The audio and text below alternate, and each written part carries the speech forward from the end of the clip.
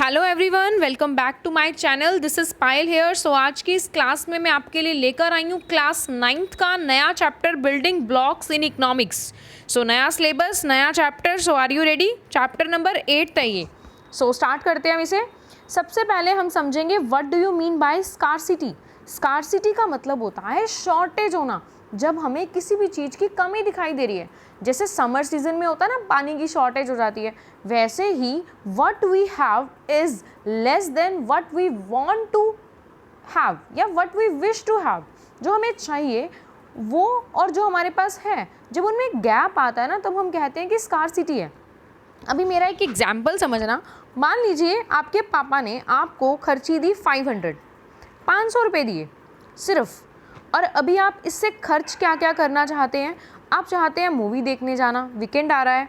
आप चाहते हैं पिज़्ज़ा खाना, आप चाहते हैं वीडियो गेम लेना, आप चाहते हैं 2 बुक्स खरीदना जिनका प्राइस है 250। अभी देखना, आपके पास मनी तो सिर्फ 500 है, बट एक्सपेंसेस काउंट करो 300, 400, 500, 250।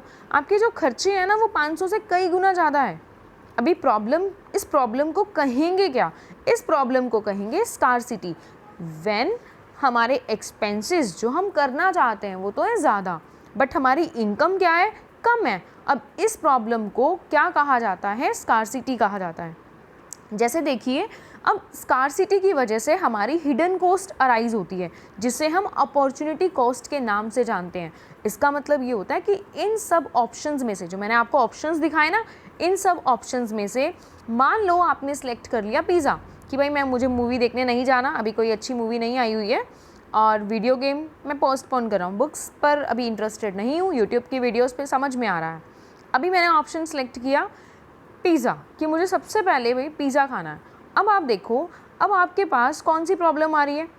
अब आपने क्या किया, एक बेस्ट अल्टरनेट को सिलेक्ट किया और बाकी सारी गिव अप कर दी। अब आपको पता है, जब आप और चीज़ें गिव अप करते हो ना, तो उस कॉस्ट को कहा जाता है अपॉर्चुनिटी कॉस्ट। मतलब जिस चीज़ पर आप मनी स्पेंड नहीं कर रहे हो।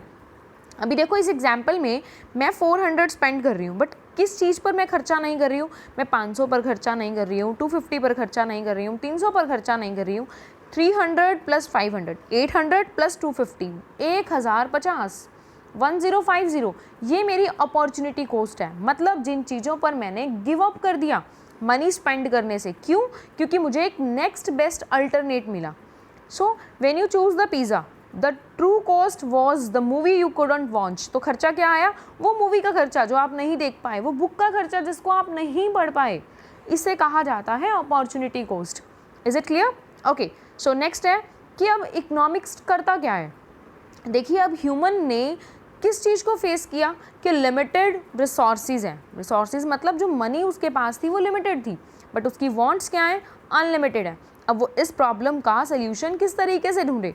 अब वो ये देखता है कि इकॉनमी में, पूरी इकॉनमी की हम बात कर रहे हैं, इकॉनमी में सामान किस तरीके से बनाया जाए, किस तरीके से बांटा जाए कि सब तक पहुंच पाए, और इसको कंज्यूम किस तरीके से किया जाए।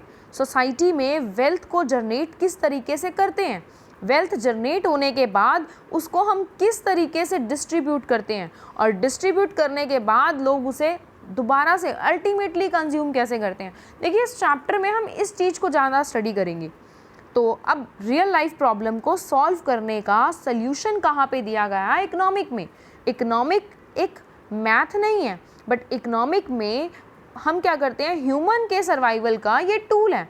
इसमें हमें प्रॉब्लम का सल्यूशन मिलता है। कैसी प्रॉब्लम आई? अभी हमने कैसी प्रॉब्लम देखी कि हमारे पास मनी क्या थी? मनी है जी लिमिटेड, मानते हो ना, मनी लिमिटेड थी, बट वांट्स क्या थे? अनलिमिटेड थे। इस प्रॉब्लम का सल्यूशन ढूंढने के लिए ही हमने स्टडी किया इकोनॉमिक्स को। Is it clear? ओके, सो अब 3 प्रॉब्लम है मेन, जो 3 चीज़ों में आपको सल्यूशन मिलेगा। What to produce, how to produce and for whom to produce. These 3 ये क्या होती है? हमारी इकोनॉमिक प्रॉब्लम, जहाँ पे हम देखते हैं कि रिसोर्सेज स्कार्सिटी में पाए जाते हैं। तो क्या चीज़ बनाई जाए, कैसे बनाई जाए, और किसके लिए बनाई जाए, ये मेन इसके 3 ग्रैंड मिस्ट्रीज रहेंगी। सो फर्स्ट आज हम डिस्कस करेंगे what to produce.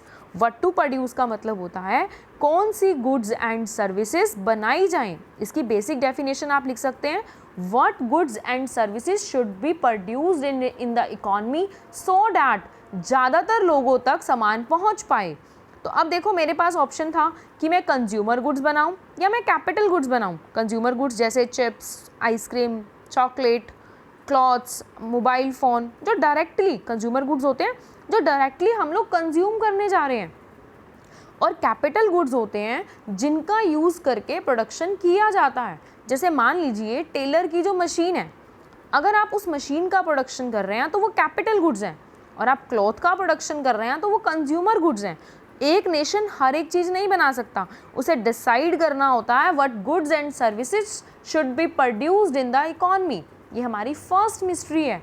Second mystery है हाउ टू प्रोड्यूस, किस तरीके से प्रोडक्शन किया जा सके। देखो प्रोडक्शन करने के दो मेथड होते हैं, या तो हम पैसे का यूज़ करके, मतलब मशीन्स का यूज़ करके प्रोडक्शन करते हैं, हम मनी को इन्वेस्ट करते हैं मशीन्स में और हम मशीन से काम कराते हैं। दूसरा ऑप्शन हमारे पास है हम लोगों को हायर करते हैं। अभी डिसाइड करना है कि ह्यूमन बीइंग को हायर करें या मशीन्स को हायर करें, क्योंकि आपको पता है मशीन्स काम ज़्यादा करती हैं, ह्यूमन बीइंग को हायर करने में खर्चा कम आता है। और इंडिया जैसी कंट्री में जहाँ पर इतना ज़्यादा अनएम्प्लॉयमेंट पाया जाता है, वहाँ पे इस चीज़ का सल्यूशन मिलता है जब आप ह्यूमन बीइंग को हायर करते हैं।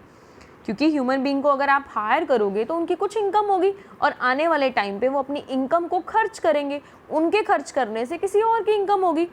सो once we know what to make, अगर हमने डिसाइड कर लिया हमें क्या बनाना है, उसके बाद हम मेथड डिसाइड करते हैं कि हमें ह्यूमन लेबर लगाना है या फिर मशीन्स लगानी है। तो ये हमारी सेकेंड मिस्ट्री रहती है। थर्ड मिस्ट्री आती है फॉर हुम टू प्रोड्यूस, किसके लिए बनाना है। Purchasing power, who can pay the most. देखो हम चाहेंगे कि हम उसके लिए प्रोडक्शन करें जो हमें ज़्यादा से ज़्यादा पे कर पाए, और सामने वाला चाहेगा कि भाई हमें सस्ते से सस्ता सामान मिल पाए। क्वेश्चन पता है क्या आता है, हम रिच सेक्टर के लिए बनाएं या पुअर सेक्टर के लिए बनाएं। अभी मैं आपको बताऊं, इंडिया में एक सर्वे हुआ था, उसके अकॉर्डिंग बताया गया कि यहाँ पे 10% लोगों के पास 90% पैसा है और 90% लोगों के पास सिर्फ 10% पैसा है। यानी कि अगर आप रिचर क्लास के लिए प्रोडक्शन करते हैं तो आप प्रॉफिट ज़्यादा कमाएंगे, बट यूनिट्स कम सेल होंगी, क्योंकि 10% लोग ही हैं जिनके पास मैसिव में मनी है, और 90% लोग यहाँ पर आज भी किस कैटेगरी में है, पुअर में है या लोअर मिडिल क्लास में है। अगर आप उनके लिए बनाते हैं तो आपकी क्वांटिटी ज़्यादा बनेगी, बल्क में प्रोडक्शन होगा। तो एक बिजनेसमैन के लिए या एक इकॉनमी के लिए ये भी मिस्ट्री है कि वो बनाए किसके लिए। गाइज अगर क्लास अच्छी लगी हो तो प्लीज़ वीडियो को शेयर करना और कमेंट करना। इसका सेकंड पार्ट बहुत जल्दी मैं आपके साथ लेकर आऊँगी। Thank you, have a nice day.